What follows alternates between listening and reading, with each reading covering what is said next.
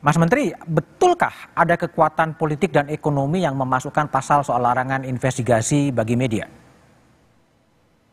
Tugas kita kan bukan menjawab pertanyaan yang spekulatif soal ada atau tidak. Ya silakan teman-teman media menginvestigasi ini semua, karena tugas media menginvestigasi ini semua. Tapi kan dilarang. Kan belum. Wah, itu justru tugas Kompas TV dan semua media, termasuk Dewan Pers. Ayo kita investigasi siapa ini, kementerian siapa ini. Jangan ditanyakan saya kementerian siapa, emang saya analis. Gitu loh. Tetapi yang pasti begini loh. Ini memang dengan penyiaran ini, definisi penyiaran ini kan menjadi berkembang dengan adanya teknologi digital. Di banyak negara, termasuk hasil diskusi kami dengan UNESCO, itu merekomendasikan dibentuknya namanya Social Media Council atau Dewan Media Sosial. Karena banyak hal sekarang begini, kita melarang, saya bilang waktu ditanya media juga begitu. Kenapa jurnalis media dilarang investigasi? Orang sekarang citizen jurnalisme aja dengan sosial bisa melakukan investigasi kok, dan viral kok. Banyak kasus viral oleh partisipasi masyarakat, bukan oleh wartawan loh. Ada kasus final sekarang ini. Siapa coba yang kalau nggak bukan penggiat sosial media yang membuat ini menjadi sesuatu yang menghebohkan seperti itu. Jadi memang terjadi perubahan yang besar di dunia, bukan hanya di Indonesia, tentang bagaimana masyarakat mengkonsumsi media. Nah karena itulah di banyak negara juga begitu, di Eropa, di Amerika, bahkan itu rekomendasi UNESCO ke kami. Nah Dewan Media Sosial ini prinsipnya sama, dia independen dari pemerintah yang isinya tokoh masyarakat, tokoh agama, akademisi, masyarakat, dari civil society organization dan sebagainya. Jadi independen, tapi dia mengatur dia mengatur manakala ada dispute di media sosial, gitu loh. Ini bukan pers lagi dan juga bukan penyiaran lagi, tapi ini mau barang baru lagi. Barang baru lagi ya, jadi masalah baru lagi. Oke, baik, saya ke Akbar Faisal. Salah satu pasal selain yang ada di RUU Penyiaran itu adalah kewajiban bagi konten kreator ya. Ketika dia akan membuat konten, harus kemudian lapor lah, verifikasi ke konten siaran ke KPI. Itu Anda sebagai YouTuber gimana nanti pelaksanaannya ya? Ada banyak jawaban untuk ini ya, tetapi saya ingin menjawabnya secara general saja bahwa ini adalah bentuk bagaimana kemudian negara ini masih diolah atau dikelola oleh orang-orang yang berpikir bahwa memang harus banyak pembatasan. Dibatasi semua, disensor. Pada saat dunia sudah terbuka banget. Saya setelah tidak lagi berada di DPR membuat konten ini, membuat podcast Akbar Faisal Unsensor itu sebenarnya adalah bagian dari pendidikan. Ingin membantu para pihak bangsa ini agar kemudian kita lebih analitik di dalam melihat sesuatu. Setidaknya dalam konteks politik ya, karena saya seorang politisi. Tentu saja saya mempertanggungjawabkan isinya.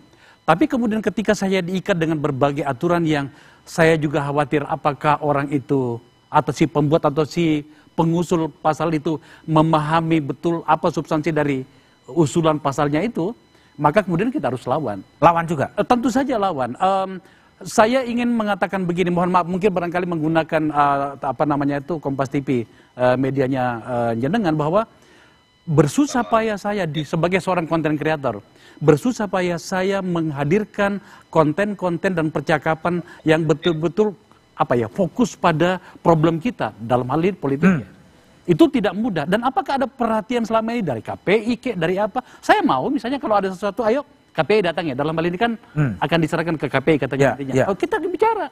Tetapi bahkan sebelum undang-undang ini ada pun kita tidak pernah melihat KPI itu bikin apa sih?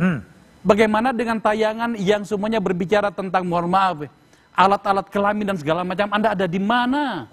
Dan seterusnya. Yang membuat tayangan kita menjadi parah betul tayangan kita gitu. Oke, baik, Herik. Jadi kalau ini satu hal yang menjadi kontroversi lagi, ini rebutan peran antara Dewan Pers dan KPI untuk menyelesaikan sengketa-sengketa yang berkaitan dengan pers dalam konteks penyiaran. IJTI posisinya di mana? Posisi kami adalah clear bahwa sesuai dengan Undang-Undang 40 pers, Undang-Undang Pers itu, bahwa posisi itu semuanya urusan pers adalah Dewan Pers. Makanya kami melihat bahwa yang harus diperkuat adalah Dewan Pers itu sendiri. Gitu. Jangan kemudian cawe-cawe dari lembaga-lembaga lain ikut campur untuk urusan jurnalistik. Nanti ujungnya adalah keindependensian jurnalis itu akan terganggu, kemerdekaan pers itu akan terganggu, ujung-ujungnya publik itu yang terganggu. Jadi yang kita urus ini adalah bukan sekadar masyarakat pers, tapi masyarakat 274 juta masyarakat Indonesia yang bakalan terganggu pasokan informasinya kalau misalnya kemudian persoalan pers ini kemudian ditarik-tarik oleh berbagai banyak lembaga. Dalam hal ini misalnya KPI dan misalnya Dewan Pers. Sudah cukuplah kita perkuat dengan Dewan Pers. Dan sesuai regulasinya, sesuai regulasi, kita atur masyarakat sendiri, kita hukum masyarakat kalau misalnya memang ada yang persoalan, dan sejauh ini silakan saja, Dewan Pers juga sangat terbuka, silakan berikan laporan-laporan kalau misalnya ada karya-karya jurnalistik yang bermasalah. Gitu. Dulu pernah ada dalam suatu peristiwa, di sebuah televisi ada tayangan pagi yang kemudian memunculkan sebuah karya jurnalistik yang 4 second saja, memunculkan visual yang tidak senonoh. Kemudian dihukum oleh KPI dengan tidak tayang selama 1 minggu dan selama 3 kali kalau nggak salah setiap hari presentasinya minta maaf kepada publik, dan itu tidak persoalan karena itu bukan ruangnya KPI, itu ruangnya di Dewan Pers. Sekarang kalau misalnya kemudian diperkuat oleh hal ini suatu hal yang mengerikan buat saya. Mengerikan. Oke, kembali ke Mas Maman. Mas Maman, ini kan tadi Akbar mengatakan bahwa kok bisa zaman terbuka begini pola pikirnya menjadi old school. Tadi konten-konten kreator harus memverifikasi itu kepada KPI. Itu logik berpikirnya kalau dari Balek atau dari Komisi 1 gimana sih sebetulnya? Nanti kita akan perhatikan di Balek itu kan akan mengkaji dari 3 aspek, Mas Budi. Yang pertama aspek yuridisnya, kemudian sosiologisnya, dan terakhir adalah menyangkut soal substansinya. Dan yang dibicarakan tadi kan menyangkut soal konten dari isi RUU tadi. Nah karena itu supaya tidak menimbulkan mispersepsi seperti yang terjadi sekarang, maka menjadi tugas dan kewenangan Balek untuk mengundang semua stakeholder sekali lagi. Untuk menyamakan persepsi mana memang yang betul-betul dibutuhkan dalam rangka perubahan revisi undang-undang ini ya kita akomodir. Tapi mana yang sudah dianggap itu menjadi sesuatu yang sudah baik dan tidak perlu lagi menimbulkan dikotomi ataupun peran kewenangan antar lembaga, katakanlah antara Dewan Pers kemudian juga dengan KPI, dibandingkan harus berbagi kekuasaan dan menimbulkan kemerdekaan pers itu menjadi masalah. Saya rasa usulan-usulan dari teman-teman Ikatan Jurnalis Televisi maupun Dewan Pers juga menjadi suatu hal yang masih bisa kita pertahankan. Nah karena itu sekali lagi beri waktu kepada Badan Legislasi untuk mengundang semua pemangku kepentingan untuk kita dengar, sehingga dari sisi aspek substansi dari rancangan undang-undang ini itu memang sesuai harapan masyarakat. Tapi Man, jangan dibiarkan seperti ini dong, ada penyelundupan seperti ini. Balek ngambil saya tidak mau bicara soal penyelundupan karena itu saya betul-betul nggak ngerti masalahnya kan. Kami terima draft resmi. Jadi kalau dianggap itu ada penyelundupan yang mana? Bukan. Kan saya gini Man, maksud saya begini. Kan di DPR itu ada Balek, Badan Legislasi, di mana itulah seluruh produk undang-undang yang disepakati nanti dengan pemerintah gitu kan. Berbedanya gini Bang Akbar, masalahnya kalau Badan Legislasi yang menyusun draftnya, maka tentu saya akan jawab. Kayak gini maksud saya, pada bagian itu ntar Mas Budiman, saya bantu. Pada bagian itu saya paham, tetapi maksud saya jangan ada kebiasaan seperti ini. Bahkan Balek pun tidak tahu. Harusnya kan tahu. Enggak, kalau untuk ini masalahnya usul dari komisi, kami tidak pernah ikut terlibat dalam persidangan. Sekedar hanya menetapkan dalam daftar prolegnas prioritas. Itu tugas Balek. Bahwa Komisi 1. Apakah itu akan ditargetkan selesai pada periode sekarang? Tadi saya sudah sampaikan, dari fraksi saya sudah jelas memerintahkan untuk mendengar semua pihak. Dan tidak ada target menyangkut soal penyelesaian itu. Tidak ada target? Ya, tidak ada target. Tidak harus diselesaikan sekarang? Tidak, karena itu dari awal saya sudah sampaikan melalui media ini. Saya mendapatkan perintah dari fraksi bahwa tolong panggil semua stakeholder dan jangan membuat kegaduhan lagi terkait menyangkut soal 2 isu yang tadi berkembang di sini. Mas Budiman, sorry, ini bagian yang paling mengganggu saya. Lewat TV-nya jenengan ini, saya pengen ada inisiatif dari masyarakat termasuk teman-teman dari wartawan mencari tahu siapa yang tanda petik. Kalau Balek tidak mengakui itu, oke, saya paham lah, karena situasinya memang berbeda. Tapi saya beranggapan bahwa ada pihak, apakah orang atau sebuah lembaga yang mencoba menginisiasi ini dengan cara yang cakep gitu ya. Kita harus mencari tahu soal itu. Siapa orangnya? Oke, baik. Triagung dari Dewan Pers, itu juga ada pasal yang bisa dikonstruksikan multitafsir. Betul. Melarang liputan yang berkaitan dengan pencemaran nama baik, menimbulkan keonaran, dan kemudian penghinaan.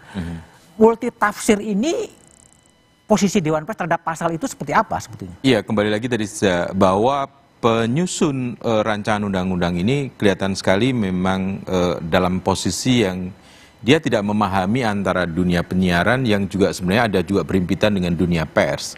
Sehingga semua dia berpikir bahwa semuanya bisa masuk di penyiaran dan pada saat yang sama mengabaikan produk pers, produk jurnalistik. Itu kelihatan sekali dengan dihapuskannya Undang-Undang 40 tahun 1999 tentang pers sebagai pertimbangan, sebagai konsideran di dalam draft RUU ini. Jadi itu nggak ada. Dan kemudian mencoba mengatur semuanya, tetapi justru kedodoran, kelihatan sekali kedodoran.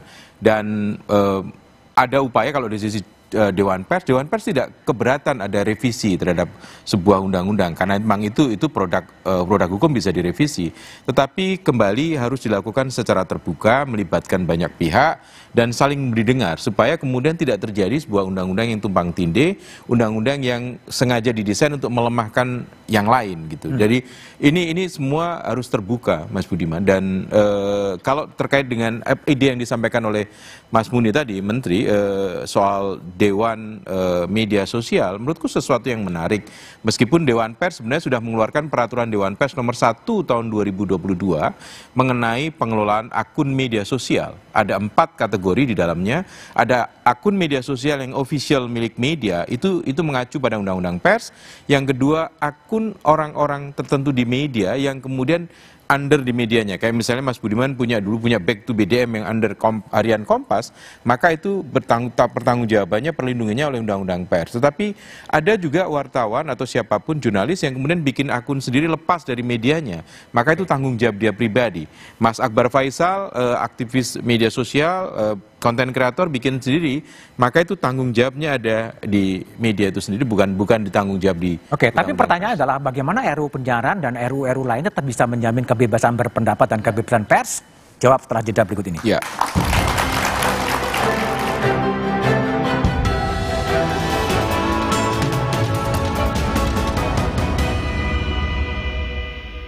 Beberapa pasal yang dianggap dapat menghambat kebebasan pers. Pasal mana saja yang menjadi kontroversi dan benarkah ini